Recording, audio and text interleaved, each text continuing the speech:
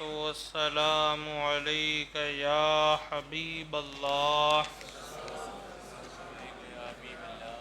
صلى الله تعالى عليه وسلم۔ حضرت ابو ہریرہ رضی اللہ تعالی عنہ سے روایت ہے کہ رسول پاک صلی اللہ تعالی علیہ وسلم نے ارشاد فرمایا، جہاد کرو مال غنیمت پاؤ گے۔ اور آگے سرکار علیہ السلام ارشاد فرماتے ہیں، وَصُومُوا تَصِحُّوا، یعنی روزہ رکھو صحت مند ہو جاؤ گے۔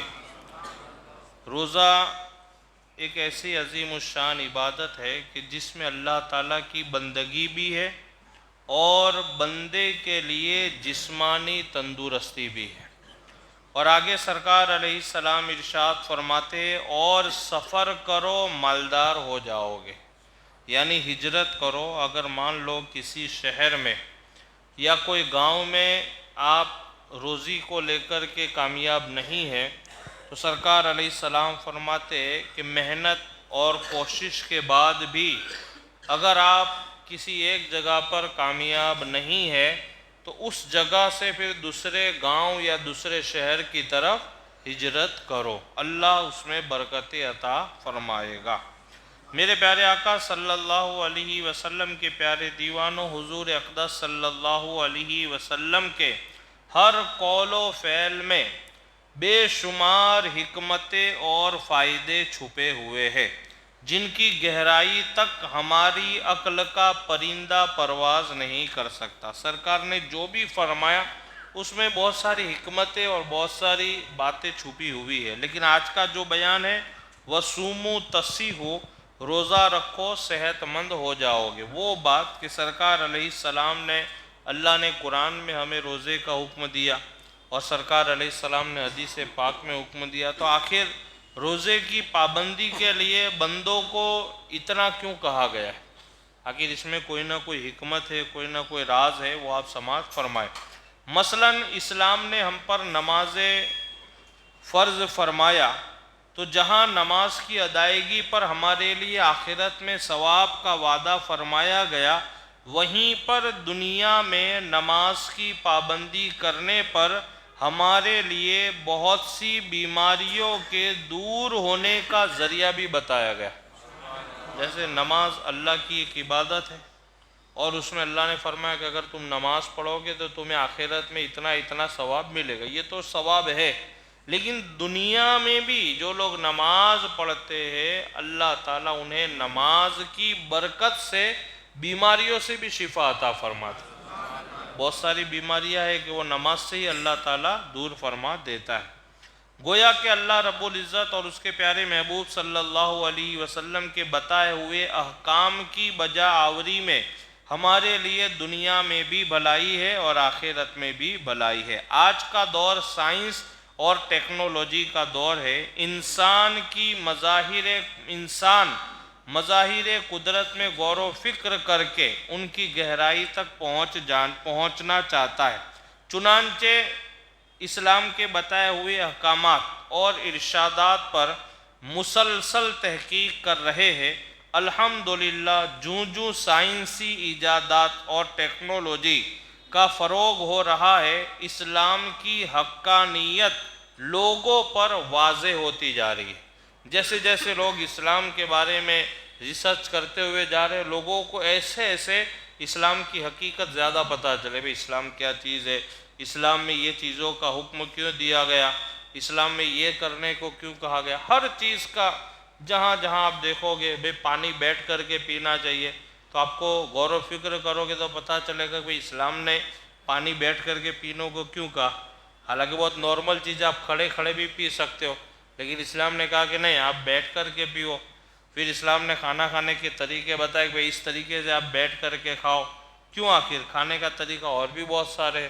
تو ہر چیز میں کہیں نہ کہیں اسلام کے جتنے بھی قانون ہیں اس کے ماننے والوں کے لیے اللہ نے اس پہ فائدے بیان کیے کہ کہیں نہ کہیں اس کے فائدے لوگوں کو پہنچ رہے۔ الحمدللہ جیسے جیسے ایجادات اور ٹیکنالوجی کا فروغ ہو رہا ہے، اسلام کی حقانیت لوگوں پر واضح ہو رہی ہے۔ انسان چونکہ طبعاً حریص ہے، انسان لالچی ہوتا ہے، اسلام نے اسے ہر عمل پر نفع دیا، اس لیے سنتوں کی سائنسی تحقیق ہوئی، ورنہ حضور اقدس صلی اللہ علیہ وسلم کی مبارک سنتیں قطعاً سائنس کی محتاج نہیں۔ بانی اسلام سرکار دو عالم صلی اللہ علیہ وسلم نے روزہ کو مومن کے لیے شفا قرار دیا ہے۔ میرے آقا نے فرمایا مومن کے لیے روزہ کیا ہے؟ شفا ہے، تندرستی ہے، صحت کا ایک ذریعہ ہے۔ اس ضمن میں سائنسی کیا تحقیق، سائنس کیا کہتی ہے وہ آپ سماعت فرمائیں۔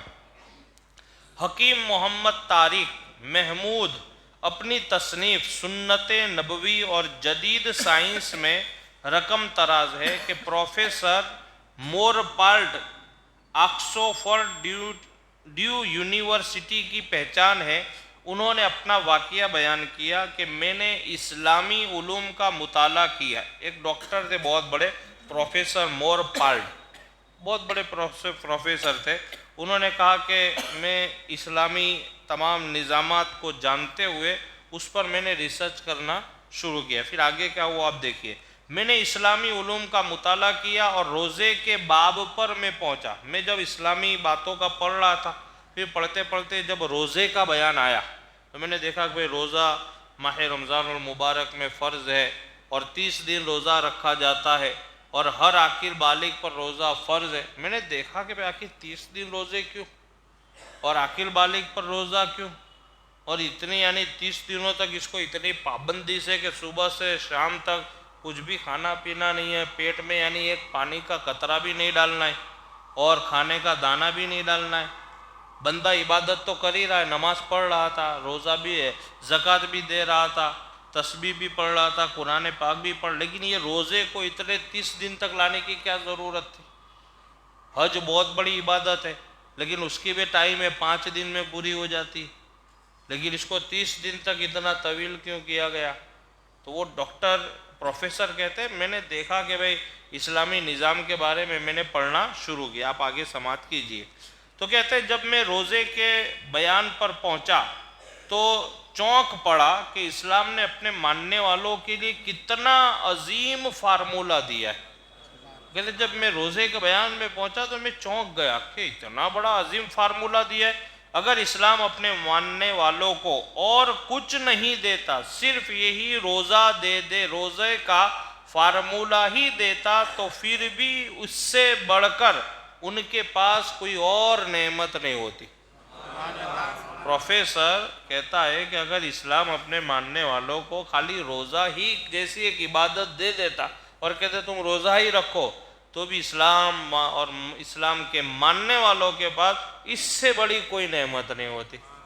اب آپ آگے سماعت فرمائیں۔ میں نے سوچا کہ اس کو آزمانا چاہیے، پھر میں نے روزے مسلمانوں کی طرز پر رکھنا شروع کر دیے۔ کون کہتا ہے؟ پروفیسر، جو ایک غیر آدمی ہے، اس پر روزہ فرض نہیں ہے لیکن وہ کہتا ہے میں نے روزہ رکھنا شروع کیا، جیسے ایک مسلمان رکھتا ہے اس طریقے سے میں نے روزے رکھنا شروع کر دیے۔ میں عرصہ دراز سے معدے کے ورم میں مبتلا تھا۔ پروفیسر بیان کرتا ہے میرے کو ایک پرابلم تھا لمبے زمانے سے کہ میرے معدے میں، پیٹ میں، ہوجڑی پر جہاں گٹھر ہوتا ہے، جٹھر ہوتا ہے، اس پر سوجن رہتی تھی، ہمیشہ مجھے تکلیف تھی۔ تو کہتا ہے کہ میں عرصہ دراز سے معدے میں ورم تھا، جس کو انفیکشن بھی بول سکتے ہیں آپ، برابر۔ کچھ دنوں کے بعد ہی میں نے محسوس کیا کہ اس میں آہستہ آہستہ کمی ہونے لگی۔